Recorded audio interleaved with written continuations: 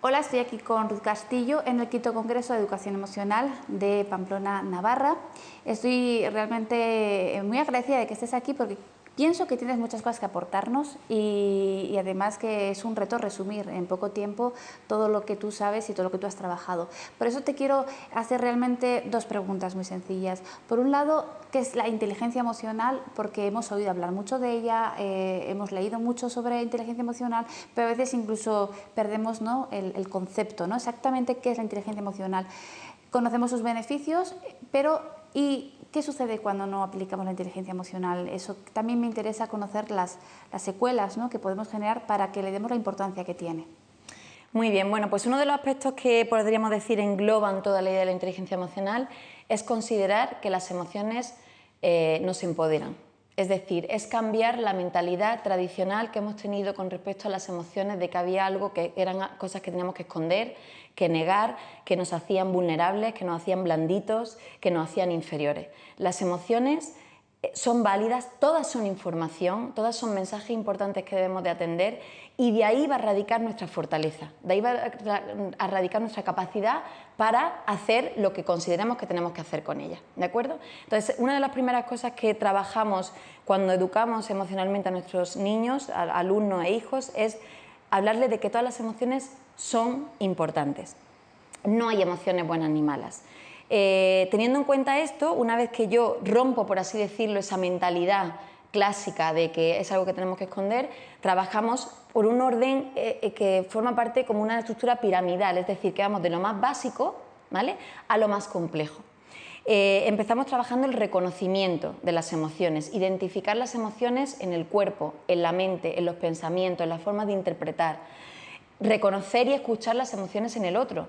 Al principio los niños muy pequeñitos tienen ese egocentrismo típico que les hace solo estar pendientes de su experiencia, ¿vale? Cuando luego son adolescentes vuelve otra vez ese egocentrismo, ¿no?, de solamente pensar que son el ombligo del mundo y solamente estar pendientes de ellos. Pero es verdad que lo que hacemos cuando trabajamos en la educación emocional es favorecer que los alumnos sepan y conozcan cómo reconocer esas emociones no solo en uno mismo, también en el otro.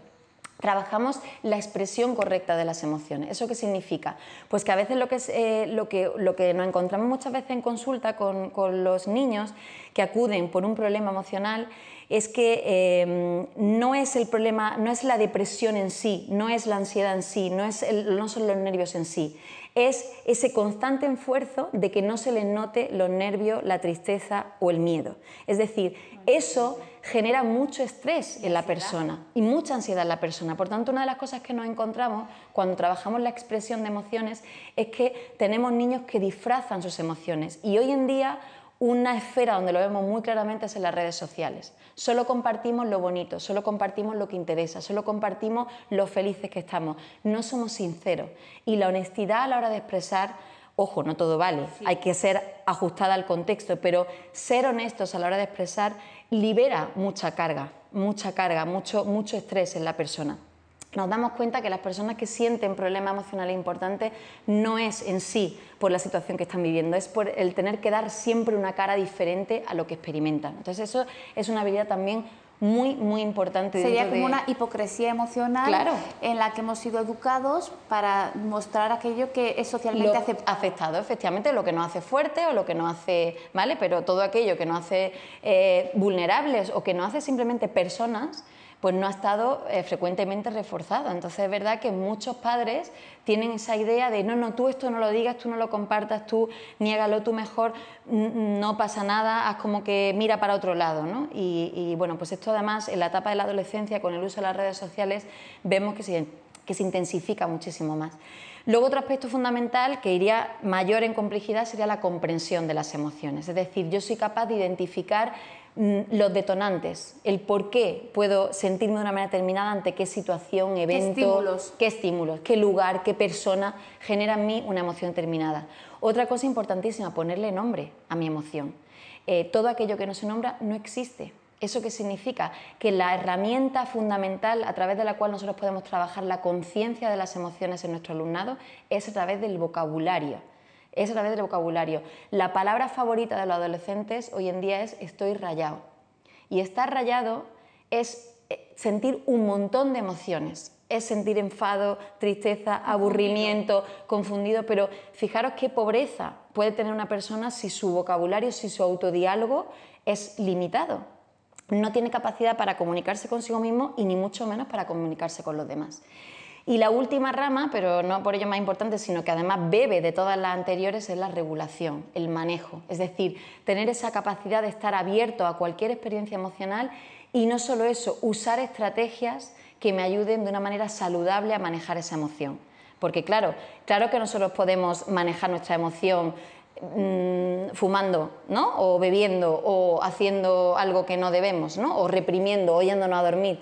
¿Son estrategias que nos van a ayudar a manejar las emociones? Puede ser, pero a corto plazo. Eso a largo plazo puede suponer un problema en la salud mental del individuo. Por lo tanto, tenemos que incluir en el sistema educativo herramientas que nos ayuden a favorecer el crecimiento, el desarrollo personal. ¿Cómo? Pues siendo detectives de nuestras emociones, aprendiendo a reevaluar las situaciones, aprendiendo a usar un autodiálogo adecuado, aprendiendo a tomar decisiones saludables, aprendiendo a tomar conciencia de nuestra respiración también como una herramienta de manejo emocional. Todo eso es lo que englobaría esa idea. Por el lado contrario, y respondiendo a la segunda parte de la pregunta, ¿qué pasa cuando eso no se hace bien? Pues yo siempre lo digo, cuando nosotros eso no lo hacemos de manera estructurada, lo que suele pasar es que pedimos a los niños que empiecen la casa por el tejado. Yo estoy harta de ver maestras y ver padres de familia que le piden al niño que regule sus emociones. Un niño de 6-7 años, ¿cómo nuestro hijo, cómo nuestro alumno va a saber regular sus emociones si no sabe ni siquiera lo que siente? Si no le hemos enseñado a identificarlas, si no le hemos creado un modelo mental sobre lo que es la emoción, si no le hemos puesto una palabra, si no sabe siquiera por qué se siente así. Pero se confunde con mal comportamiento. Claro, y luego efectivamente reflexionar sobre lo que se dice, ¿no? Las emociones iceberg o las conductas iceberg, es decir, nosotros vemos solo la punta, ¿no? Vemos solo la expresión. Cuando nosotros trabajamos con la validación emocional, lo decimos muy claramente, nosotros podemos no validar un comportamiento porque efectivamente no es adecuado, y esto no hablaría de la expresión, ¿vale? No lo estás expresando adecuadamente, pero yo sí que soy consciente de la emoción que lo promueve, ¿vale? Que lo origina. Pueden ser los celos, puede ser la vergüenza. Yo conozco cantidad de niños que por pura vergüenza reaccionan de manera agresiva. Claro. O a veces detrás de un comportamiento agresivo puede haber una emoción de tristeza. Claro. Pero la gente confunde el comportamiento con la emoción, o el miedo también, efectivamente. Y eso es una habilidad que requiere mucho tiempo y que requiere también mucha reflexión por parte del adulto. Es decir, ser capaz de ir detrás de lo que veo y reconocer lo que hay detrás de un comportamiento es muy difícil. Tengo que conocer muy bien al niño, pero se puede hacer y nos acercaríamos más a una educación más adecuada si fuéramos más indagadores, ¿no? Con respecto a las conductas. Ir más allá de la conducta manifestada, Eso ¿no? es. Esa emoción que se manifiesta con un comportamiento. Me parece muy interesante lo que nos estás diciendo. Como, digamos, conclusión final, ¿no? Somos responsables también de nuestra autorregulación para pedir regulación, somos responsables del vocabulario emocional que empleamos, porque de eso también ellos, los niños y las niñas aprenden. Si tuviéramos que dar un consejo, una pauta, una sugerencia, un tips, ¿qué sería? Pues mira, yo he desarrollado como una especie de acrónimo que sería CREA, el acrónimo CREA, un vínculo, conecta, reconoce, empodera y atiende las emociones. Me encanta. CREA, a ver, ¿tienes otra vez?